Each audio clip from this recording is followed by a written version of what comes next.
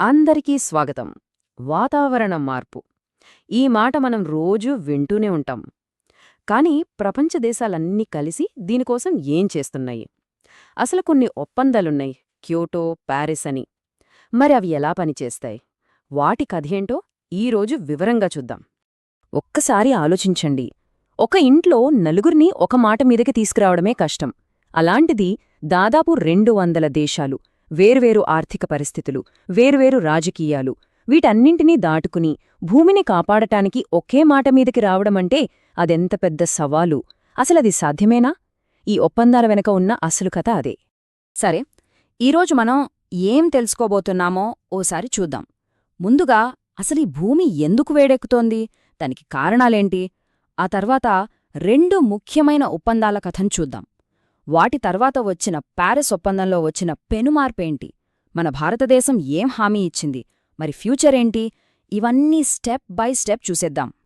Right. మన మొదటి topic భూతాపానికి కారకాలు. చాలా సింపుల్గా చెప్పాలంటే మన భూమి చుట్టూ ఒక దుప్పటి కప్పినట్టు ఊహించుకోండి. కొన్ని గ్యాసెస్ అంటే వాయువులు ఈ దుప్పటిలా పనిచేసి సూర్యుడి నుంచి వచ్చే వేడిని బయటకు పోనివ్వకుండా పట్టి ఉంచుతాయి. దీన్నే గ్రీన్ హౌస్ ఎఫెక్ట్ అంటారు. ఈ దుప్పటి మందంగా మారే కొద్దీ భూమి వేడెక్కుతూ ఉంటుంది. అదన్మాట అసలు విషయం. సరే, మరి వేడి దుప్పటికి కారణమయ్యే ఆ వాయువులేంటి? ఇక్కడ చూడండి. ఈ సమస్యలో సింహభాగం అంటే దాదాపు 66% కార్బన్ డయాక్సైడ్దే, CO2 అంటాం కదా, అదే. ఆ తర్వాత మీథేన్, నైట్రస్ ఆక్సైడ్ లాంటివి ఉన్నాయి. ఇప్పుడు ఈ టేబుల్ చూస్తే మనకు ఇంకా క్లియర్గా అర్థమవుతుంది. CO2 ఎక్కువగా శిలాజ ఇంధనాలు మండించడం వల్ల వస్తుంది. కానీ ఇక్కడ గమనించాల్సిన విషయమేంటంటే మీథేన్ వాయువుంది చూసారా, అది CO2 కన్నా 20 ఏళ్ల వ్యవధిలో 84 రెట్లు ఎక్కువ శక్తివంతమైనది. అంటే తక్కువ పరిమాణంలో ఉన్న దాని ప్రభావం చాలా ఎక్కువ అన్నమాట. అలాగే మిగతా గ్యాసెస్ కూడా 1000 రెట్లు ఎక్కువ శక్తివంతమైనది. ఈ శక్తిని కొలవడానికే గ్లోబల్ వార్మింగ్ పొటెన్షియల్ లేదా GWP అని అంటారు. సింపుల్గా చెప్పాలంటే CO2ని బేస్ లైన్గా తీసుకుని మిగతా వాయువులు దానికంటే ఎంత ఎక్కువ వేడిని పట్టి ఉంచుతాయో చెప్పే స్కోరిది.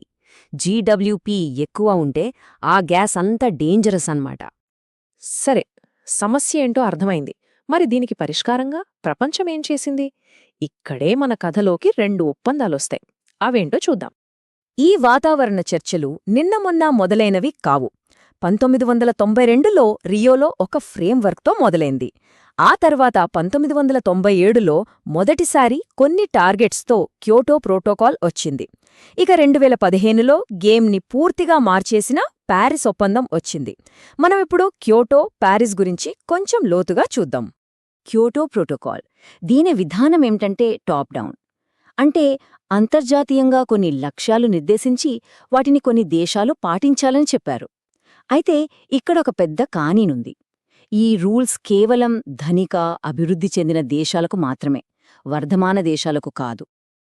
ఇక్కడే అసలు సమస్య మొదలైంది. ప్రపంచంలో అతిపెద్ద ఉద్గార కారకాల్లో ఒకటైన అమెరికా సంతకం చేసినా దీన్ని ఎప్పుడూ ఆమోదించలేదు. కెనడా ఏకంగా మధ్యలోనే తప్పుకుంది. దీంతో ఈ ఒప్పందం పెద్దగా ప్రభావం చూపలేకపోయింది. ఇది భవిష్యత్తుకు ఒక చాలా పెద్ద పాఠం నేర్పింది. క్యోటో అనుకున్నంత సక్సెస్ కాకపోవడంతో ప్రపంచానికి ఒక కొత్త ప్లాన్ అవసరమైంది. ఒక కఠినమైన రూల్ బుక్ బదులు అందరూ కలిసి ఆడే ఒక ప్లే బుక్ కావాలనుకున్నారు. అప్పుడే వచ్చింది ప్యారిస్ ఒప్పందం. ఇది మొత్తం గేమ్ ప్లాన్ని మార్చేసింది. ఈ రెండింటి మధ్య తేడా ఏంటో చూస్తే మనకు మొత్తం కథ అర్థమైపోతుంది. క్యోటో టాప్ డౌన్ అయితే ప్యారిస్ బాటమ్ అప్. అంటే మేం మీ మీద రూల్స్ రుద్దాం, మీరే మీ టార్గెట్స్ని సెట్ చేసుకోండి అని చెప్పింది. క్యోటో కేవలం 38 దేశాలకు పరిమితమైతే ప్యారిస్లో దాదాపు ప్రపంచంలోని అన్ని దేశాలు భాగమయ్యాయి. ఇది చాలా పెద్ద మార్పు. ముఖ్యంగా ఉద్గారాల టార్గెట్స్ లీగల్గా బైండింగ్ కాదు, కానీ ఆ టార్గెట్స్ని రిపోర్ట్ చేసే పద్ధతి మాత్రం బైండింగ్. ఇది చాలా తెలివైన ఎత్తుగడ. ప్యారిస్ ఒప్పందం సక్సెస్కి గుండె కాయలాంటివి ఈ NDCలు, అంటే నేషనలీ డిటర్మిన్డ్ కాంట్రిబ్యూషన్స్.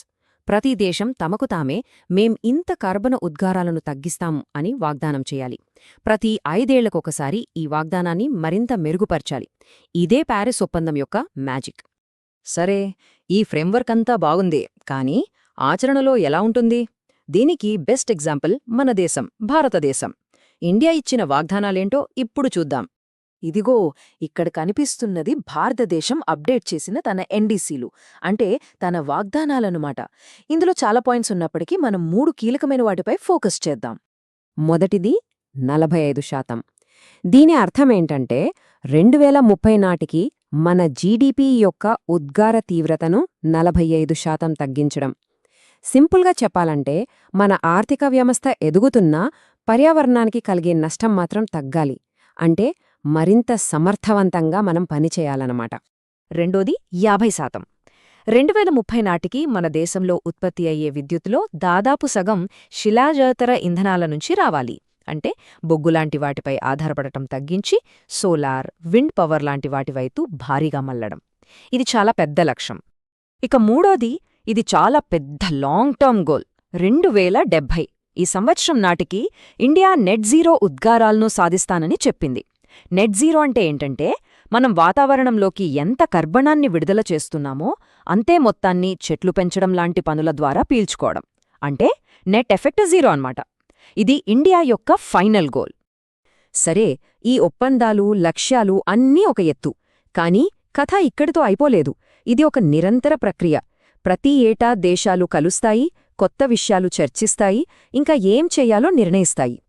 ఉదాహరణకు, ఈ మధ్య జరిగిన కొన్ని సమావేశాల్లో వాతావరణ మార్పు వల్ల తీవ్రంగా నష్టపోతున్న పేద దేశాల కోసం లాస్ అండ్ డ్యామేజ్ ఫండ్ ఏర్పాటు చేశారు. అలాగే మొట్టమొదటిసారి అసలు మనం లక్ష్యాల దిశగా ఎంత దూరం వెళ్తున్నామో అంచనా వేశారు. అన్నిటికన్నా ముఖ్యంగా శిలాజ ఇంధనాల వాడకం నుంచి క్రమంగా బయటకు రావాలని ఒక చారిత్రాత్మక పిలుపునిచ్చారు. సో ఈ సంభాషణ ఇంకా కొనసాగుతూనే ఉంది. సో ఈ మొత్తం విశ్లేషణలో మనం గుర్తుంచుకోవాల్సిన ఒకే ఒక్క ముఖ్యమైన విషయం ఏంటంటే, వాతావరణ మార్పుపై పోరాట వ్యూహం మారింది. కొద్ది దేశాలపై బలవంతంగా లక్ష్యాలు రుద్దే పాత పద్ధతి పోయి ప్రపంచంలోని అన్ని దేశాలు స్వచ్ఛందంగా బాధ్యత తీసుకునే కొత్త పద్ధతి వచ్చింది. ఇదే క్యోటోకి, ప్యారిస్కి మధ్య ఉన్న అసలైన తేడా. వాగ్దానాలైతే చేశారు. ప్రపంచవ్యాప్తంగా అన్ని దేశాలు తమ వంతు ప్రయత్నం చేస్తామని చెప్పారు. కాని మాటలు చేతల రూపం ధాలుస్తాయా? ప్రపంచం నిజంగా ఒక్కతాటిపైకి వస్తుందా? ఇది ఇప్పుడు మన ముందున్న అతిపెద్ద ప్రశ్న. దీనికి సమాధానం కాలమే చెప్పాలి.